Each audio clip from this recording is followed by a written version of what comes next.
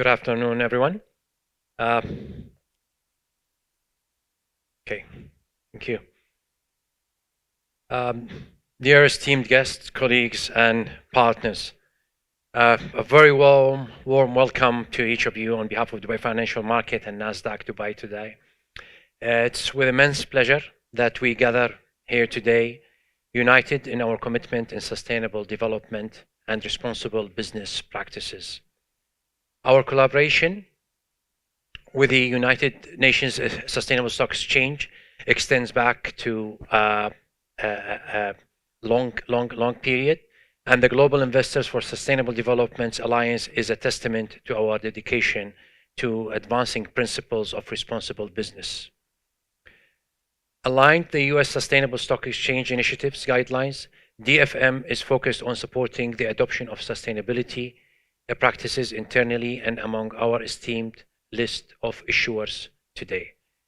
At DFM, we're dedicated to promoting sustainability in capital markets in alignment with the overreaching the vision of UAE 2050. The Sustainable Development Goals, the principles of the Sustainable Stock Exchange Initiatives, and the DFM Sustainability Strategy by 2025. This is our ultimate objective. The interest of investors in sustainable finance is growing globally, and DFM recognizes the importance of sustainable issuance in meeting the demand of such a dimension. It's commendable that through our efforts, Dubai has become the leading regional jurisdiction for green products, amounting today to approximately 27 billion outstanding issuance of sukuk and bonds on our Nasdaq platform, which we capture over 1/3 of the global sukuk globally. DFM remains committed to the spearheading of regional efforts in introducing ESG-focused products and developing the regional ESG landscape. The launch of S&P Hawkama Index and UAE ESG Index further exemplified our commitment to setting up the pace of publishing a comprehensive ESG guide that promotes sustainability in capital markets. The guide being just relaunched again in 2023 during the first half of this year, which included the different standards aspects of sustainability. Our dedication remains steadfast as we continue to pioneer regional efforts, introduce innovative ESG-focused products, and actively shape the burgeoning of ESG landscape. This is a statement to our ongoing efforts to become the leading sustainable financial market in the region by 2025 through initiatives strategically focused on integration of sustainability practices by fostering ESG best practices among listed companies, by raising awareness about sustainability among investors and contribute to Dubai and UAE sustainable development goals, as well as participating in key workshops and engagement with regulators reflects our commitment to establishing robust ecosystem and for sustainable financing in capital markets. DFM sustainability efforts echoes the UAE's vision to create a highly productive economy driven by innovation and technology while preserving the environment and promoting social development. Looking ahead, our focus remains on introducing products and listings with an ESG focus, spearheading regional efforts to develop ESG landscape. As we embark on this transformative journey together, let's reaffirm our commitment to sustainability, innovation, and collaboration. I extend heartfelt gratitude to each participant, sponsor, and partner for joining us today. Together, let's craft a narrative of a sustainable finance echoing through shaping the policies, influencing investments, and creating legacy the future generation will commend. Thank you, and let's work together towards a greener economy. Thank you very much. Is the microphone working yet? Can everyone hear me? A little bit? Okay, I don't have to project. Thank you all so much. Thank you, Ali. We really appreciate it. I'm Claire Bauman, Head of Sustainable Finance for the UN Global Compact. We're so delighted and honored to be here today for the first SDG Investment Forum in Dubai. I hope not the last. And I'm delighted to introduce our CEO of the UN Global Compact and the Executive Director, Sonda Ojiambo. Thank you.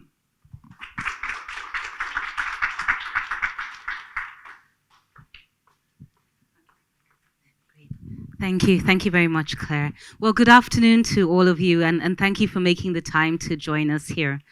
Let me kick off first by obviously thanking our hosts. Let me pull this up. Here we go. And let me thank our host, the Dubai Financial Markets, for hosting us here, our local network in the UAE, the UN Sustainable Stock Exchange Initiative, Global Investors for Sustainable Development, and of course, our own CFO Coalition for the SDGs for bringing us together. It's truly a delight to be here during COP28. I know yesterday was Finance Day, and those who followed the proceedings will just, reflect on, I think, the really important role that finance is going to play for driving the Sustainable Development Goals forward, and certainly climate and all of the climate action that we need to take. The COP message is clear. We are truly running out of time to prevent this global climate catastrophe. The halfway point of the 2030 agenda, and we know that the world, by and large, is not on track to achieve the Sustainable Development Goals. The future is not fixed, but we know that there's a window of opportunity within which we truly must act. And even against this backdrop, what we know is that there's ample capital in the world to provide about $4.3 trillion that is needed for climate finance annually to keep our global climate goals on track. In fact, the market for sustainable financing and investment is estimated at $31 trillion. We know that that represents only a small portion of overall capital markets, leaving much of this wealth lying in stranded assets or investments that do not advance climate action or sustainable development. But I do have to say one of the biggest challenges we do face is making sure that we're able to articulate what this climate opportunity is in a way that makes sense for investors to begin with. So we're clear what the problem is, we're clear where the capital is. I actually just think there's a simple language gap, language deficit, designing and defining what it is we want to solve in a way that makes sense for investors. And so to address these obstacles and many others, of course, the UN Global Compact CFO Coalition for the SDGs aims to create a $1 trillion market for SDG investment and finance by 2030. With more than $17 trillion in annual investments and capital expenditures alone, companies and indeed CFOs can be the main investors in the sustainability transition of the economy.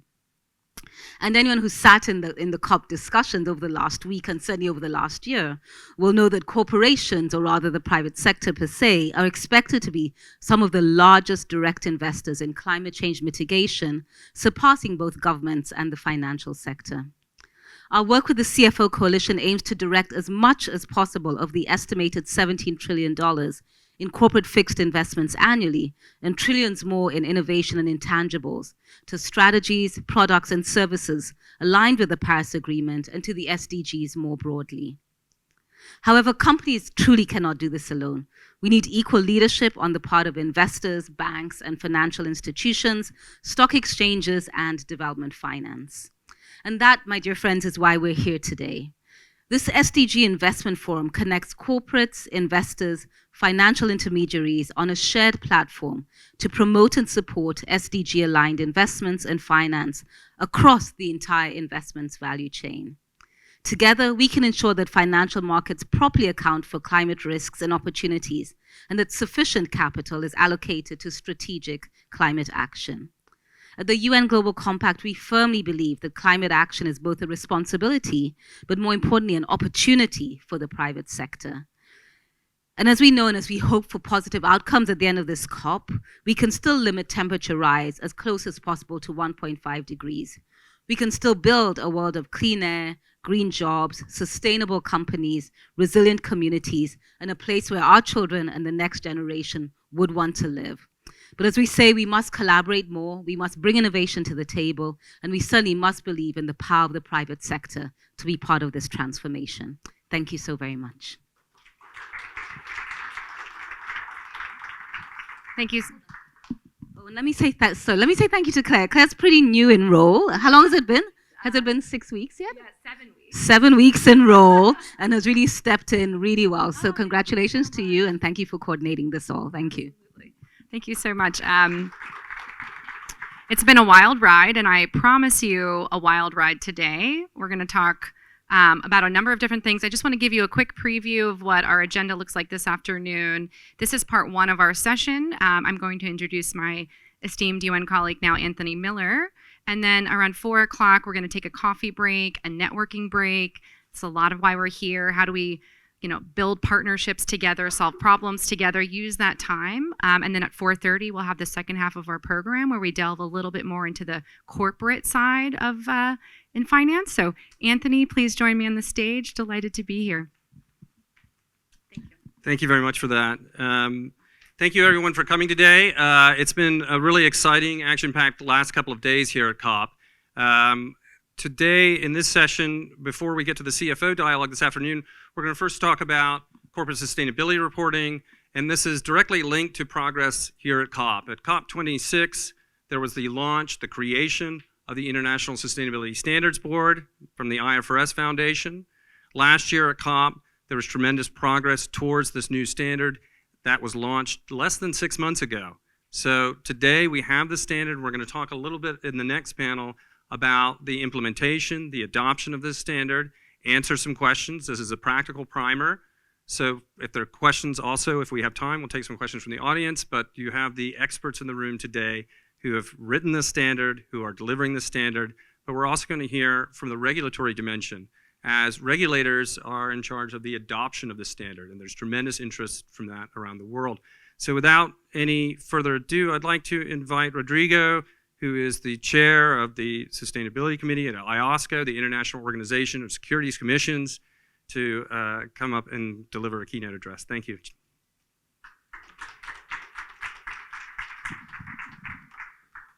Thank you very much. Thank you very much. Thanks. Can you hear me? Thanks to our host, Nasdaq Dubai, and of course to the UN SSE for the long-standing cooperation with IOSCO and the UN Global Compact, of course, for making this possible. I'm going to share with you some comments on the sustainability reporting sphere and the role of supervisors. Before doing that, let me just stress why corporate reporting on sustainability matters is important. And what it can achieve and what it cannot achieve. It's important because it is the foundation for investors to take decisions on where they want to put their money. And therefore, how the portfolios are being reallocated and will be reallocated in the coming decades. And as such, it's an essential element to have a system of trust that the information based on which those investors are taking decisions is robust, is comparable, is verified, etc. It's also important to understand what it cannot do. Green finance, corporate reporting, etc. cannot actually produce shifts in the portfolios if there are no incentives for those investors or no obligations for the corporates to stop issuing carbon into the atmosphere. So without the politics, these will simply be an empty pipe with no funds going through it. So it's also it's very important that we understand the relation between the financial system and financial rules and corporate reporting and all that, and the actual stuff that will incentivize economic actors to take actions towards net zero. Now, why was the IOSCO, as the International Organization of Securities Commissions, involved on this? Well, I said it already, it's to ensure that the information available for investors worldwide was properly construed. IOSCO launched in 2020 a call for the constitution of a board to issue international standards, and then later on we called for the development of reporting standards with certain features. And it is really, really, it is a real pleasure to see that in just 3 years that process has been completed, and we have the standards, as Anthony said, live since June this year, and we have those standards endorsed by the securities commissions in the world since July of this year. So it has been a tremendous effort, and I think a very successful one. Now, we endorsed those standards because we thought they were a suitable global framework in order to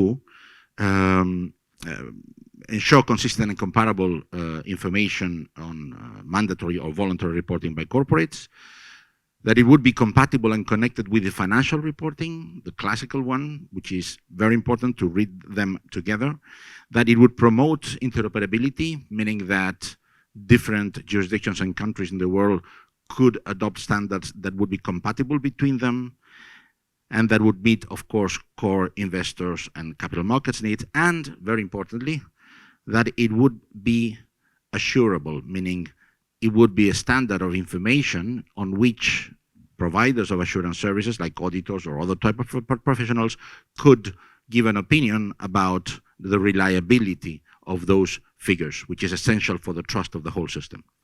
Now, the standards are there, the standards are endorsed, and there is an ongoing work by the ISSB and ISSB to develop assurance standards that will be ready before the end of next year.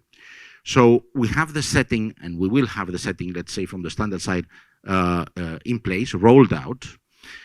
What are the next steps? Well, the next steps are basically down to jurisdictions, to the different countries, in terms of considering ways in which they will adopt, apply, or be informed by these standards. What does that mean? It means that some countries will decide to adopt the standards as they are, copy and paste, or even not even that, refer to the standards and make them applicable in their jurisdiction. Brazil has done that a few days ago, for instance. Other countries will adapt those standards in some manner to the specific features by taking inspiration in those standards when developing their own standards, maybe with some adaptations.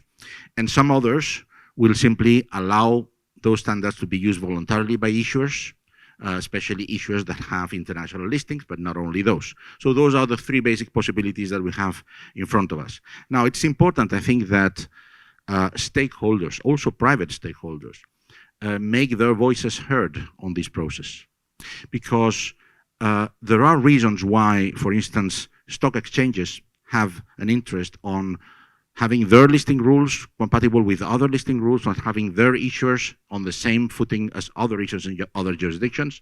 There is a reason why asset managers would like to have compatibility and interoperability between those standards and have the information that they need to report to their clients.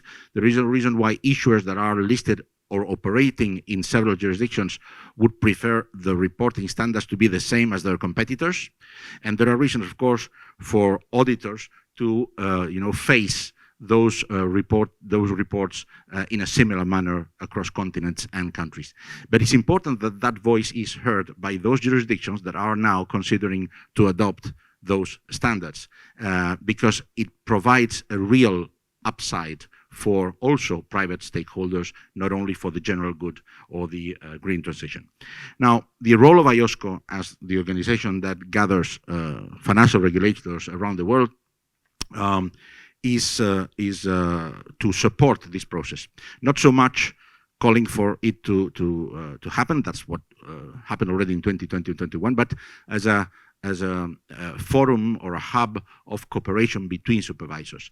And on that, we will need a very relevant capacity building effort. And it's a capacity building effort that we cannot do alone. We need to work with other stakeholders, with other organizations. We are cooperating with the ISSB, for instance, but we are not close just to cooperation with the ISSB. We want to cooperate in a broader manner, and maybe UNSSE is also a possibility in that respect. So it needs to be a collective effort, because the task ahead of us, the implementation task, I wouldn't say it's bigger than the development of the standards, because that was already something of its own, but it will be a very significant task. Not every country will be able to adopt those standards or refer to those standards at the same time. There will be a transition. Some have already done that. The European Union put it in the law already, but others will take maybe a few years. And not every country will be able to apply that to the same number or type of entities. They will need to decide to whom those standards apply. Is it the largest issuers? Is it the prime market? Is it every listed issuer? Is it also very large private companies that are not listed? And those choices will need to be taken in the following months and years. So as we understand that this adaptability or flexibility to the local circumstances is absolutely needed, what is also very necessary is that we have clarity about who is where, which jurisdictions have adopted fully or will be adopting fully or have the interest. So it's also important that we have comparability and clarity on the snapshot of where we are in each step of this process, because otherwise the global standard would turn into purely local standards, and part of the benefit of this would be lost. So on this process, and I conclude now, the intention of IOSCO is first to continue to work with the ISSB and other bodies in the evolution of the standards, whatever those are, in other topics, other areas that could be covered in terms of sustainability reporting. Second, to help stakeholders and private participants, preparers, etc., to adapt, to incorporate all these new reporting requirements into their practice.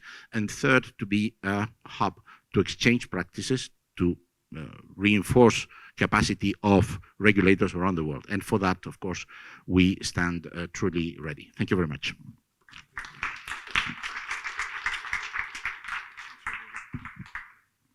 Thank you very much, Rodrigo.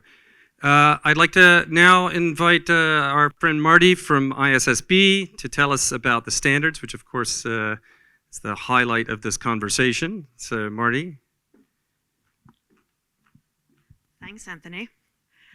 And good afternoon, everyone. So I've got about 10 minutes to talk to you about the standards and adoption of the standards. So apologies if this feels like a whirlwind.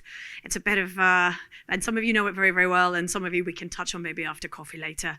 So as Rodrigo said, there was a huge demand for us in setting up these standards. What we do at the IFRS, everything is demand-led.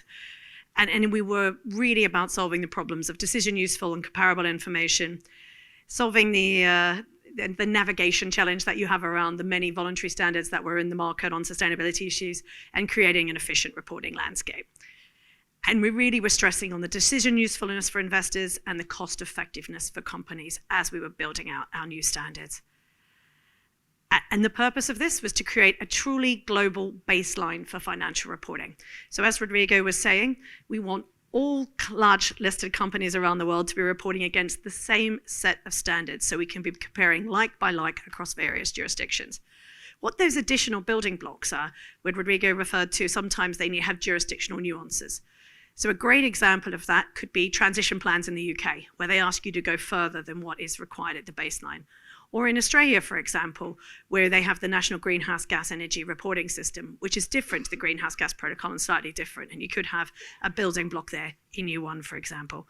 But it's about creating that foundation, that consistent reporting across the world that can help move the money, if we like, as well, to more sustainable investments. Very topical for us here at COP this week. So it has been a busy 2 years, as Anthony said, since we launched at COP26.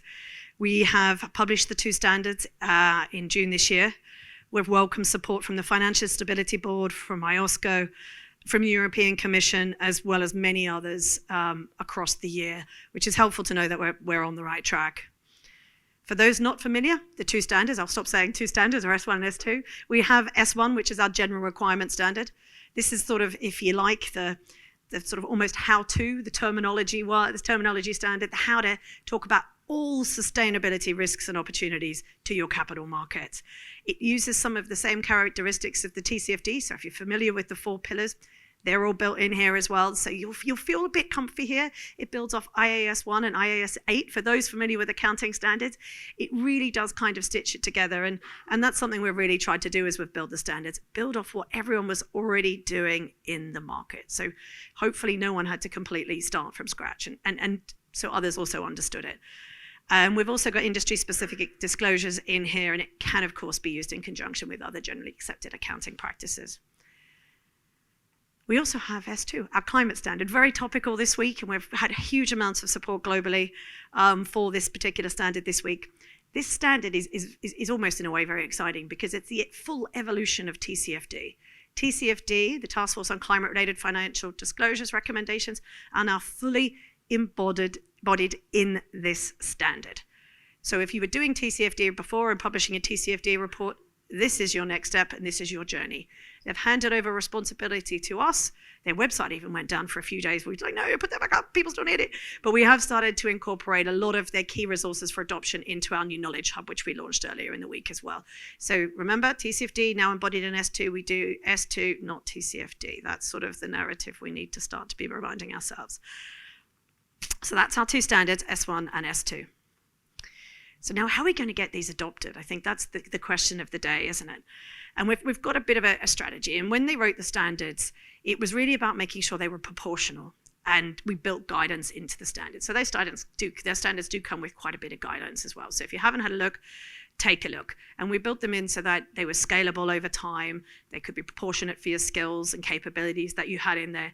And you could even have, reliefs in year one for, say, GHG Scope 3, Greenhouse Gas Emission Scope 3, sorry. I shouldn't be using acronyms. As well as things like, if your sustainability report, which we asked for to be published at the same time as your main package of resources to investors, your main reporting to investors, if you're not already doing that, you can have some reliefs built in there as well.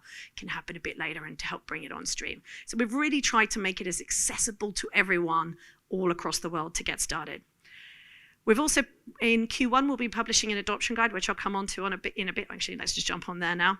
So we'll be publishing an adoption guide, and that's what it looks like for regulators bringing these standards into their jurisdictions, and like Riego was talking about, and how it will covered, what it looks like, and what full compliance with the standards look like. And so watch out in Q1 for this sort of announcement to come out in this package, because this will be really important supporting regulators in your jurisdiction in bringing the standards in. And we've also, as Rodrigo referred to, we've also had a huge amount of support from governments already in terms of getting started, starting to consult on how these standards will come into their markets in advance even of our adoption guide. And we've had Brazil go all in recently, Australia, my home country, is consulting, and we'll possibly have the first year end for S2, which is year end 2024, June, because we have a mid-year June date. So we might start to see a few early S2 reports next year, but we know, Canada's on its way. Nigeria, and any minute now, I suspect, and you've heard it here first, we'll also have Turkey announcing an event this afternoon. So there's a huge range of countries. I think Bolivia popped up somewhere the other day. We got a report from them. I heard Qatar was considering. There's a real sort of movement around how and when and what it will look like in jurisdictions at the moment. So my advice to everyone here, if you haven't picked them up, have a look and start thinking about how you're going to start to bring these in. We also, like IOSCO, when we very much went back to our first consultation at the IFRS Foundation about, do we bring these standards in? The market told us loud and clear at that time, yes, but you'll need to support us in doing it. We're going to need help. So we launched a capacity building program, as Anthony said, at COP27 last year, which I am lucky enough to lead. And we invited partners to come and do that with us. And I'm delighted to say IOSCO and the Sustainable Stock Exchange just jumped right in. We've already got very successful programs with them and UNDP and many, many others. But it's really built into the ethos of what we do. How can we make as much as possible freely and accessible available to everyone to get them started? So I mentioned earlier this week, we launched a Knowledge Hub online. It's not in these slides, but it's ifrs.org/knowledge hub, quite easy. And on there is over 100 resources where we've curated that are already available to help you get started. So that's a really good place to go. And over time, we'll have e-learning on there. We have links to the stock exchange course. We'll have links to our work with IOSCO and regulators, really as a sort of crowdsourcing platform, if you like, for high quality resources to support this journey. Although it's an opportunity, we know it's going to be difficult in places for people to get started. That we have put in place, which is 13 preparers from around the world, supported by 4 accounting professionals. And that's really to start looking at some of the challenges preparers are having and starting to problem solve for those in a public way, much like our sister board, the ISSB, does for accounting issues. So that was a bit of a run through of where we're at and our progress to adoption and how we hope to start to get there. I'm going to hand over to Anthony again. Thank you very much, Marty, and I'd like to invite our panel to come and take their chairs. We have a great panel with us today. standard setters, regulators, stock exchanges. So feel free.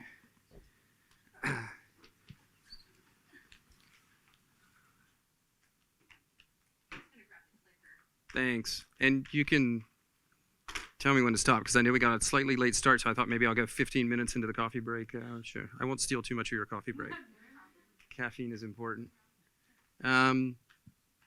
So again, thank you for those introductions. I think I'd like to start by just emphasizing something really critical. Many of us have been in this space for a while. I've certainly been working on sustainable finance for about 20 years now. I've been to endless conversations about how we're confused, there's an alphabet soup, there's so many challenges, we don't know what to do, somebody needs to do something. I'm very happy to be in a meeting to say that somebody has done something. That, and I hesitate to use the word finally, but IFRS Foundation has created the ISSB, that this has the endorsement of security market regulators around the world, and not just the endorsement, in fact, the active support and push for the creation of this, that this has many partners, including ourselves, who are now working with ISSB to get this standard out there. And we keep hearing a few terms today that I think we can address in the panel. Adoption and implementation. Adoption is what regulators do. They adopt the standard and say, this is what we're going to use in our marketplace. Implementation is what all of you do in the corporate world. You have to now take the standard and actually integrate it into your financial reporting. And of course, you will have questions about that. But that is where we are seeking to help you, and we're going to hear a bit about that on the panel today. We have some exchanges with us from the SSE community, and we have representatives from standard setters, regulators, and of course, our SSE Academy that is helping with this implementation. Chris, I'd like to start with you in IOSCO. We heard a bit from Rodrigo about the push of IOSCO and what's happening around the world. As I just said, I think this is a real watershed moment. The world has suffered too long from a little bit of confusion and lack of clarity, and we've heard from many issuers around the world for the need for standards. Can you tell us a little bit more about what IOSCO is doing in this space and how you see the adoption landscape unfolding?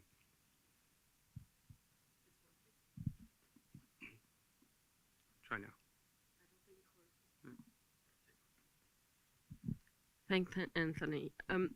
Rodrigo has spoken a lot already about the work we've done on endorsement, and I'll start with that because IOSCO endorsing those standards was very important to push towards adoption by jurisdictions. We have 130 members at IOSCO. They cover 95% of the world's capital markets.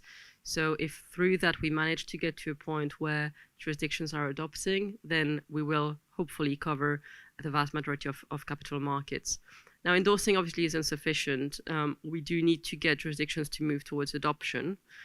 We know that they require help in that, and that's what we are going to look to do now in two ways. The first one is formal capacity building, and that will be in collaboration with the ISSB, as Marty has mentioned, bringing them together, providing training around both the how, but also the what. So the what obviously is the technical standards, all the technical content within the standards, but the how when it comes to jurisdictions is particularly important because they need to think about what does that look like in my market? How do I explain this politically? What do I need to put in place to be able to implement? Do I need a standards board in my jurisdiction, or can I just, as Brazil has done, bring them into law? All of that is really important as well. So when we speak about capacity building, we're going to focus both on the what and the how, working with the ISSB, as I've mentioned, but as Rodrigo said earlier, it's not just ISSB and IOSCO. We are looking forward to collaborating with others because jurisdictions in many ways are just the first part of that journey, right? So the work you're doing at UNSSE is going to be of utmost importance there to move from adoption to implementation. The second aspect is perhaps a bit more, it's using IOSCO and its convening powers to bring jurisdictions together so that they can learn from one another. It's one thing to talk to jurisdictions about what they need to think about. It's another to go through that on your own, to go through that journey and understand the challenges. So what we're hoping to do as well is to act as a forum where our members can come together, debate the challenges they are facing and actually learn from one another in doing so as well. And hopefully if we can bring these two aspects together, then we can help jurisdictions get onto their pathways, taking into account, of course, they'll have their own specificities within that. Stick with the reliable microphone. Thank you very much for that. I think that's critical. We realize all these different jurisdictions, there can be some different roads to adoption. And so IOSCA's got a lot of work cut out for itself in that respect. And so similar, even though regulators are adopting these things, it then falls to stock exchanges. Stock exchanges have the unlucky task of being the front door that everybody comes and asks questions about. So the regulators will adopt a standard, standards create the standard, but your issuers are going to knock on your door and say, what exactly does this mean? Are we complying with it? Are we doing a good job? What's happening? So we've had with us the London Stock Exchange. We have, of course, our host, DFM. Claire, you have been very active. London Stock Exchange has been very active in this discussion around climate disclosure. You've been very active in TCFD and promoting TCFD and climate disclosure in your market. Of course, the UK has rules around climate disclosure. Can you tell us a little bit about your work, challenges, successes in promoting the implementation and how you see this ISSB standards rolling out in your market? Thanks, Anthony. Good question. Could answer that in so many different ways, because actually, at the London Stock Exchange Group, we're looking at the standards through multiple different perspectives, because we're looking at them for us as a listed company on our own markets, as well as the venue for the listing of equities and fixed income and multiple other different securities on our markets. So, you referred to, we've been reporting against TCFD as a listed company ourselves for many years, and we worked with the UNSSC as well on some guidance for our listed companies. And actually, as a global organisation, we now we've gone from having 5,000 people in the organisation as an exchange business to 23,000 people globally as a big data markets infrastructure provider, having carried out the transaction with Refinitiv just a couple of years ago. So that means that just the reach that we have and the importance of having this interoperability and the international disclosures is really important for us from that perspective and our corporate sustainability teams. But I think it's really important for our listed companies to help them with getting over, you talked about the alphabet soup. There's certainly been challenges for companies there about, which standards do we report against? There's confusion. And certainly when you've got a range of different businesses, like you do as well, into different sectors on the market or different market capitalizations, you don't have a one-size-fits-all approach. So I think having, global common reporting standards is really key for those companies, because it helps that confusion, but it also is really fundamental in terms of how it's shifting that flow of capital as well. And we've looked at some data through our FTSE Russell part of the business does some analysis into the asset owners and asset managers and their strategies. And the fact that over 80% of asset owners are investing based on sustainability and climate related information means that we've got to be looking at data. It's fundamental to the understanding of businesses to investors. And then if we looked at the data that is being produced by companies on their scope 1 and scope 2 emissions, that only sits at about 40%. And then so think about then what that is for scope 3, it's even less. So, this is why we need ISSB and why we need to, think about how we can implement it at a fast pace. Recognizing that companies were on the journey to reporting against TCFD, so there is a sort of a willing and supportive audience already. But I think it is about having a call to action, and that is where we're really keen to make sure that we spend a lot of our focus in 2024 is a calling to action to report against ISSB and make that mandatory on a 2025 basis. And I think it's important that it's economy-wide. So it isn't just about saying it needs to be public companies. This is about private companies as well, because you could have a company on the public markets the same size as private companies, and they can be having a very similar impact on their carbon footprint. So we're really, keen to make sure that we drive that as a way in which we can provide collaboration and support to our companies. We certainly have an exercise to update some of our guidance, I think, now as well on a practical level.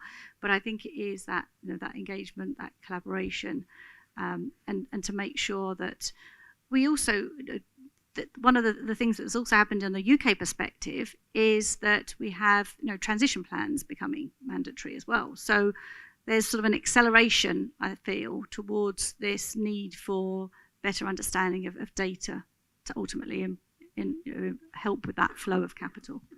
Thank you for that, Claire. LSE Group has a unique perspective as an exchange, your relationship with issuers, but also as a big data company. You're consuming this raw data and turning it into decision useful data for investors and so on, so you can kind of see both perspectives and involvement in the training. We're going to hear later from my colleague Tiffany about some help for you with updating your guidance. Perfect, we need that. As well as with your transition plan work. I'd like to go to Ali, our host today at DFM. Maybe you can tell us also about your relationship with issuers and the kind of journey you've been on in helping them to meet investors' interests and demands for more climate useful information. Sure. Thank you, Anthony. Thank you. I think Claire and I, we share the same objective and same demand that comes from whether the regulator or from the industry or from the issuer side. And if we take a step back, how the evolution landscape of ESG, how is that weaved into the organizations or the reporting, in terms of reporting? I think we've moved from a headline probably more than 10 years back to a more relevance, if I may put it this way. Initially, it used to be a reporting practice. The regulator just look at it, certain standards, a very broad standards, GRI standards, and we have evolved significantly. We as an exchange, we thought that would take much time. 5-6 years back, we thought this would take a much longer time than we expected. And I think with the standardization that we see, the relevance of materiality to the certain sectors and the education level that's been embedded, because today investors, when they look at the ESG as a factor to identify the risk associated with their investments, right?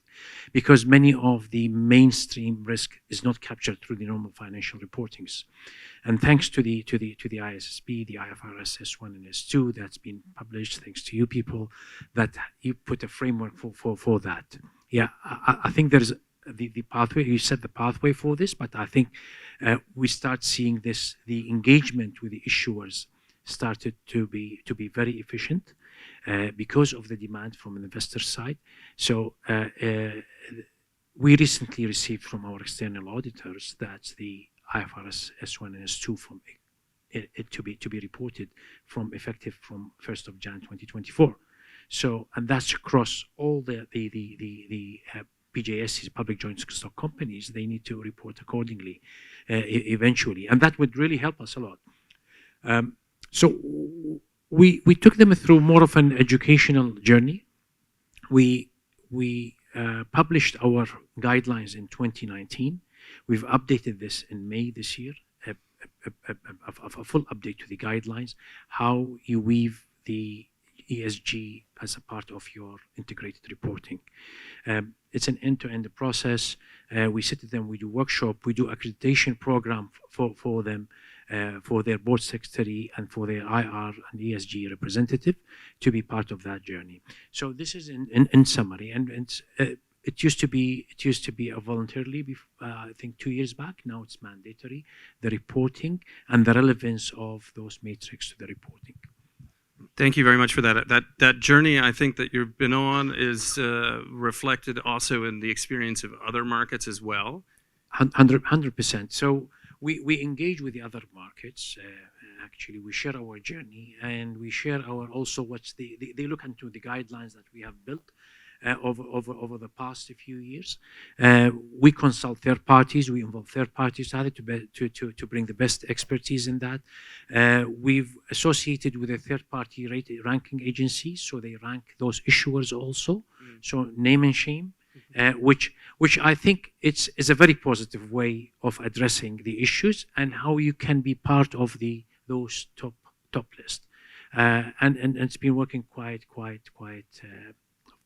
I think very rapidly. It's been progressing quite well, and everyone is aggressive, and everyone I think is committed to be part of those top list from our issuers. And also you can see other exchanges apart from those rankings. You can see, so that's what to bring the excitement around this, and the brings the challenge around how to be a part of that community, about that ranking. Sorry. Yeah, thank you for sharing that experience. I think that some of the keywords there are rapid. Maybe there hasn't been enough rapid changes in this space in previous years, but it's really now things are speeding up. And as you mentioned, things are starting to move from a voluntary space to a regulated space. Of course, as we've heard from IOSCO, this is now regulators stepping in. And of course, with a global standard setter like the IFRS Foundation stepping in, that is something that the market is comfortable with. But part of this rapid implementation, the adoption and implementation requires some education. People cannot do what they don't understand. You can pass all the rules in the world, but if people don't know what those rules are, what they're supposed to do, how can they comply with them? So I'd like to turn to my colleague Tiffany, who leads the SSE Academy, which is the training arm of the SSE, and you have been busy over the last couple of years. You've trained over 25,000 participants on TCFD training in partnership and collaboration with the great exchanges in the SSE. That's in over 55 markets. So we really appreciate all the power of the exchanges as conveners to bring together market participants. What are some of the experiences that you've drawn from that, and how do you see that applying to ISSB training that maybe you can tell us a bit more about? And maybe you can also answer some of the challenges coming up that they talk about updating guidances. When we hear exchanges updating guidances or even work on transition plans, what kind of help do we have for them in that area? Great, thanks, Anthony.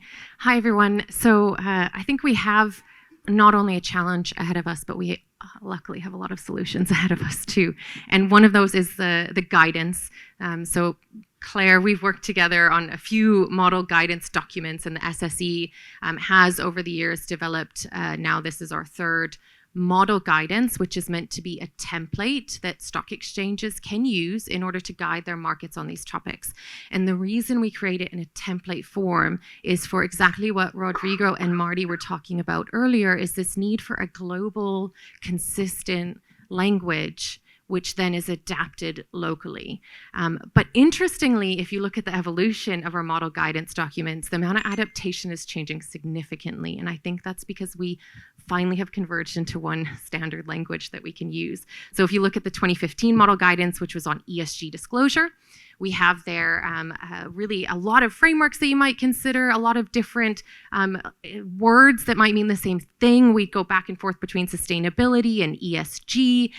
Nothing's quite standardized at that point.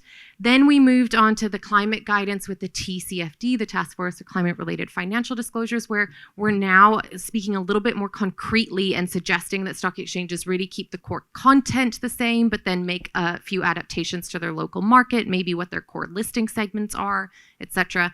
Now with the ISSB, we're really standardizing things and saying, look, don't change these standards. They're standards for a reason.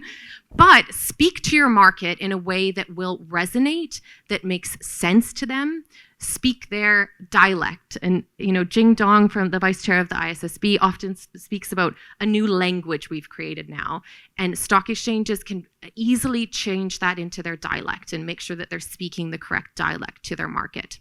So we are emailing out very shortly to all stock exchanges our model guidance on ISSB, which we've worked very closely with Marty's team on. The board has reviewed it. We've made sure it's very aligned with the standards. But give stock exchanges that guidance point. How do you guide your markets on this rather than just, plopping the standards on the desk of every CEO and saying, here you go, tell your CFO to start working on this. So very soon in your inbox, look forward to that. And we're sharing it directly with stock exchanges in Word format as well, because we're trying to make it as useful as possible to move forward. But obviously guidance isn't enough. So as Anthony mentioned, we are providing a lot of training as well. And the power that stock exchanges have in capacity building, we saw through TCFD. It was immense. In 18 months, we managed to train 25,000 people, 25,000 different people from different markets, from different companies, all getting their head around climate-related disclosures. And then we spoke to Marty afterwards at last COP and said, that was not bad. It went okay. And we were working with Marty before in her previous role too. Let's do it. Let's do it for ISSB now. So we've just launched that training as well.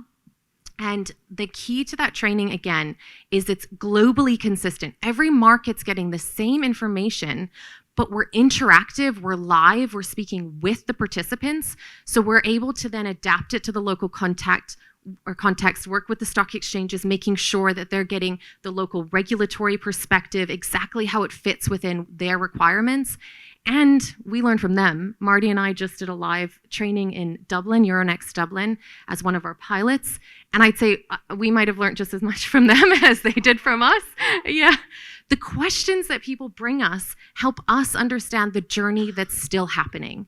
This isn't the end point. And I think, not to paraphrase you, Rodrigo, but I really enjoyed the idea of we're not all going at the same pace, we're not all taking the same path, but the end goal should still be the same. We're all heading in the same direction. So through this training, we can have that interaction where we learn from the participants, we learn from all the companies, what's missing, what we still need, and we can continue to provide that information, provide that guidance, and make sure that everybody's moving forward on this journey rather than feeling like maybe it's something they don't understand, maybe it's too complicated, maybe they don't understand the accounting language. We need to make sure it's accessible to everyone in a company so that they understand their part of this journey.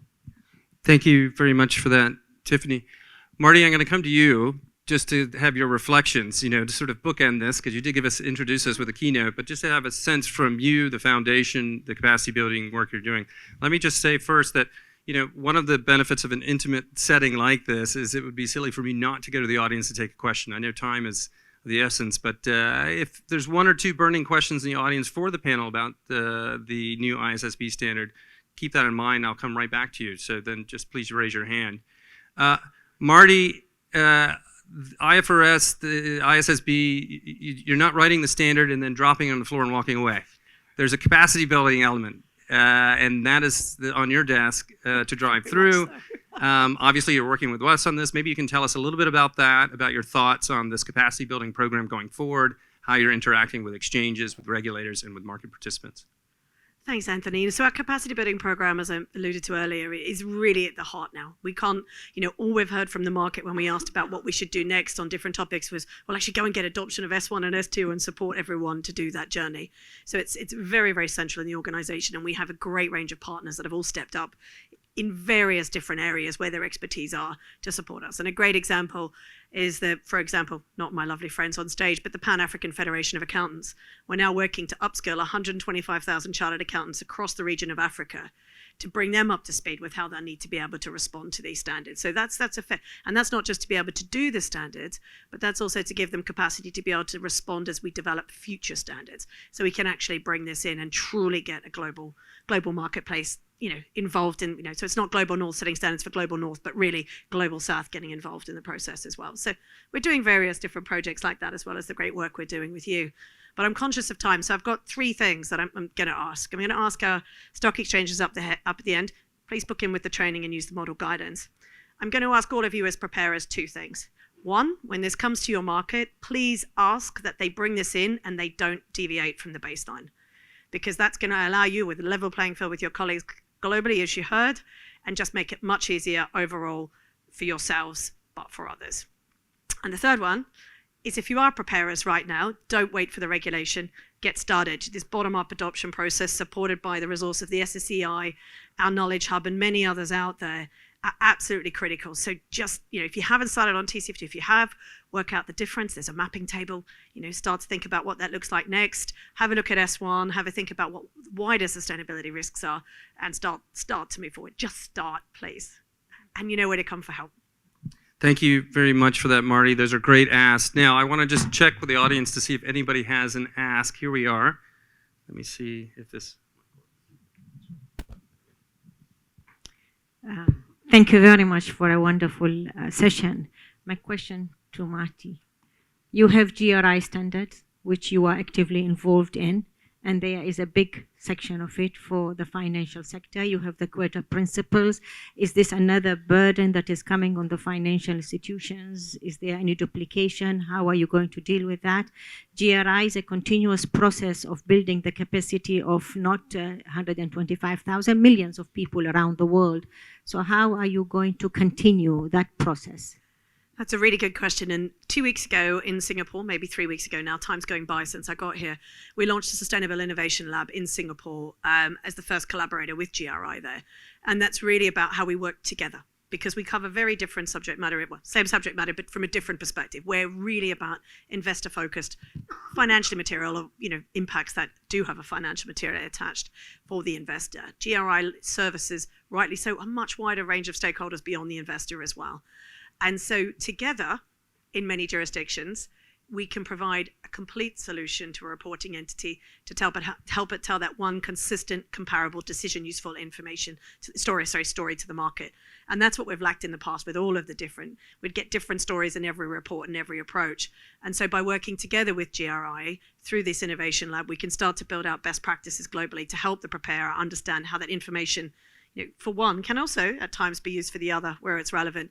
And I am told within Q1 we'll have launched an alignment table between our climate standard and their work on climate that's coming out. So we're working really, really hard to get case studies. We have a roadshow planned in Asia around Q1 as well. So to go into the regulators as well, because GRI, for those that don't know, 80% of Asian market already regulates GRI. And so how do we go in and say, these are the solutions for an and approach together? These two will give you that complete picture of information you need in your market. So we have a lot underway with GRI in particular to sort of really, full the circle, if you like, in the harmonization of the corporate reporting approach. Thank you very much for that question. It's a great question about harmonization. And of course, this is what the G20 had referred to as this global baseline, working together with these two standards. Do I have any other questions for the panel from the audience? No? Everybody needs a coffee break. Okay. I'd like to thank all of our audience participants and, of course, our host, DFM, and our good colleagues at UN Global Compact. And we look forward to speaking with you over the coffee break. Thank you.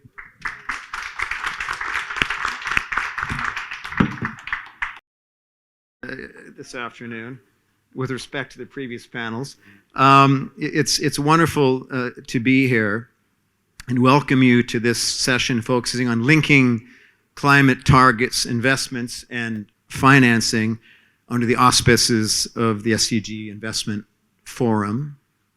I'm Gavin Power with PIMCO, and I also serve as chair of the Global Investors Alliance Outreach Initiative, as well as supporting the CFO Coalition, where PIMCO is a co-chair. So let us dive in as we have little time to waste. And I don't mean related to this session. Rather, we have less than 3,000 days to realize the SDGs. 2,584 days to be exact, actually. And our world is not on track. At the same time, our planet is reaching a burning point, and we must reduce global emissions by some 43% during this time period in order to reach the most ambitious goals of Paris. So, twin challenges, daunting. Still, there are green shoots of hope and exciting initiatives and actions being launched, which is what this COP is all about here in Dubai. And indeed, we must move forward faster to coin the UN Global Compact's new campaign. We have a fantastic group of panelists to dive into these and other questions this afternoon. From my immediate right, my dear friend Habiba El Marshi, chair of the Emirates Environmental Group. Jill Lint, CFO, Workiva. Juan Carlos Mora, CEO, Bancolombia, and Muhsin Alustrom, CFO, ASEAN Group. Welcome, dear panelists. So, Habiba, I'd like to begin with you, if I may. There is a general tendency, I think, to underestimate the strong link between climate action and social priorities, the just transition, if you will. Can you tell us how we can address both the environmental and social aspects within ESG and sustainable development? And what are the benefits and any trade-offs in your view? Thank you very much, Gavin. Being an environmentalist at the core and an activist, environmental activist on the ground for the last 32 years, I focus a lot